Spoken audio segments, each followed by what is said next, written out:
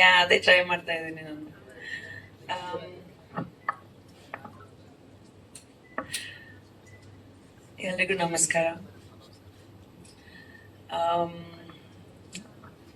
ಯಾವ ರೀತಿಯಲ್ಲಿ ಒಂದು ಸ್ಪೀಚ್ ಸ್ಟಾರ್ಟ್ ಮಾಡಬೇಕು ಅಂತ ಯೂಶುವಲ್ ಆಗಿ ನನ್ನ ಹತ್ರ ಮಾತಾಡೋದು ತುಂಬಾ ಇರುತ್ತೆ. I am extremely vocal with whatever that I want to say and however that I want to say it. But ಇವತ್ತು ನಿಜವಾಗ್ಲೂ ಈ ಒಂದು ಜರ್ನಿ ಬಗ್ಗೆ ಯಾವ ರೀತಿಯಲ್ಲಿ ಸ್ಟಾರ್ಟ್ ಮಾಡಬೇಕು ಅಂತ ಗೊತ್ತಾಗ್ತಿಲ್ಲ ನನಗೆ.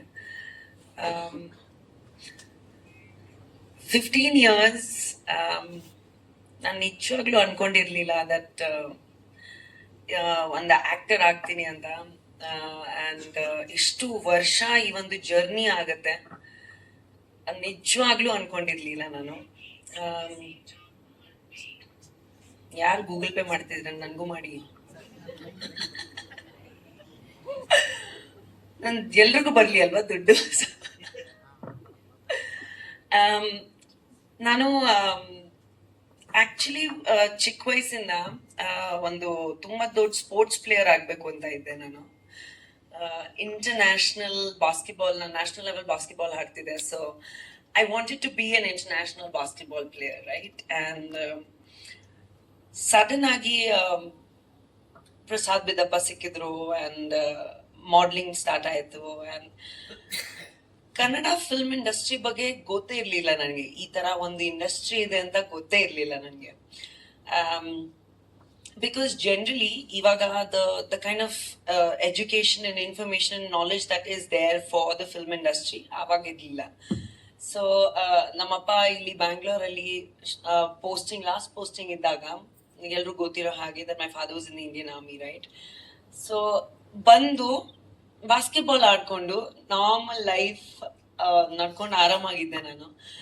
ಅಂಡ್ ಸಡನ್ ಆಗಿ ಮಾಡ್ಲಿಂಗ್ ಬಂತು ಅಂಡ್ ಮಾಡ್ಲಿಂಗ್ ಲೈಫ್ ಸ್ಟಾರ್ಟ್ ಆಯ್ತು. I dreamed of being miss universe when Sushmita Sen became miss universe. ಒಂದು ಟಿಯಾರ ನೋಡ್ಬಿಟ್ಟು ಆಗ್ಬೇಕು ಅಂತ ಆಸೆ ಇಟ್ಕೊಂಡು ಚಿಕ್ಕ ವಯಸ್ಸಲ್ಲಿ. ಅದಾದ್ಮೇಲೆ it just became like a dream and then sports happened and all. And sudden ಆಗಿ ಈ ತರ ಕನ್ನಡ ಫಿಲ್ಮ್ ಇಂಡಸ್ಟ್ರಿ ಅನ್ನೋದಿದೆ ಅಂತ ನನ್ಗೆ ಗೊತ್ತಿರ್ಲಿಲ್ಲ. ಸೊ ಎಲ್ರಿಗೂ ಏನ್ ಗೊತ್ತಿದೆ that Veera Madakari is my first film.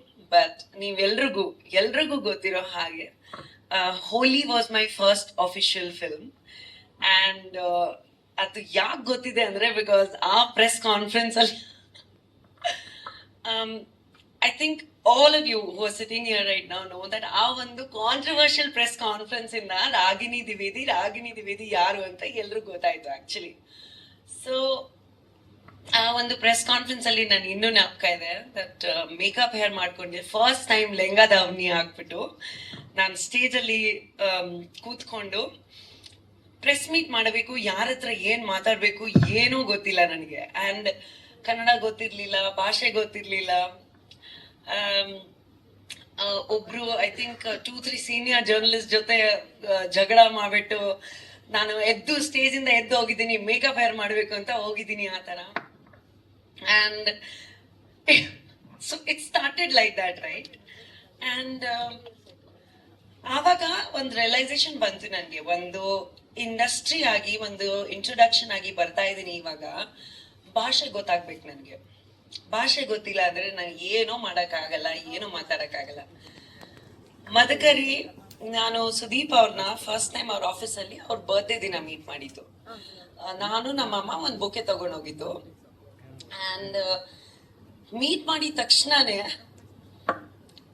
I didn't know Sudeep ಅವ್ರು ಯಾರು, ಅವರು ಸ್ಟೇಚರ್ ಏನು, ಅವ್ರು ಎಷ್ಟು ದೊಡ್ಡ ಸ್ಟಾರ್ ಅಂತ ಏನೂ ಗೊತ್ತಿರ್ಲಿಲ್ಲ ನನಗೆ. ಫೋಟೋಶೂಟ್ ಮಾಡಿದ್ದೀನಿ. ಒಂದು 3 to 5 days ಆದ್ಮೇಲೆ I was on the sets of ಮದಕರಿಯಲ್ಲಿ ಪ್ರತಿ ಒಂದು ಶಾರ್ಟ್, ಪ್ರತಿ ಒಂದು ಸೀನು, ನೀವು ಎಷ್ಟು ರಾಗಿಣಿ ದ್ವಿವೇದಿನ, ನೀರಜ ಗೋಸ್ವಾಮಿನ ಇಷ್ಟಪಟ್ಟಿದ್ದೀರಾ, ಅದು is like a female version of Sudeep ಅವರು. ಪ್ರತಿ ಒಂದೊಂದು ಸ್ಟೇಟ್ಮೆಂಟ್ ಇಂದ ಹಿಡಿದು, ಲೈನ್ ಇಂದ ಹಿಡಿದು ಎಲ್ಲ ಹೇಳ್ಕೊಟ್ಟಿರೋದು ಅವರು. So I owe so much of my career and so much of my stature and the person that I am today to Sudeep. Thank you so much for teaching me what acting is and what language is. So I really give him so much credit for it. And of course, ಈ ಒಂದು 15 years journey ಅಲ್ಲಿ ಯಾರ್ಯಾರ ಜೊತೆ work ಮಾಡಿದ್ದೀನಿ, ಶಿವಣ್ಣ ಅವರಾಗಿರ್ಬೋದು, ಉಪೇಂದ್ರ ಆಗಿರ್ಬೋದು, ವಿಜಯ್ ಅವರಾಗಿರ್ಬೋದು, ದಿಗಂತ್ ಆಗಿರ್ಬೋದು, ಆದಿ ಆಗಿರ್ಬೋದು, ಯೋಗಿ ಆಗಿರ್ಬೋದು. Like I work with everybody, right? And if I am not taking your name, please forgive me for my ignorance. But recently Rajvardhan ಆಗಿರ್ಬೋದು. Like I'm so grateful to every director, every actor, every person that has contributed to this journey. ಯಾಕಂದ್ರೆ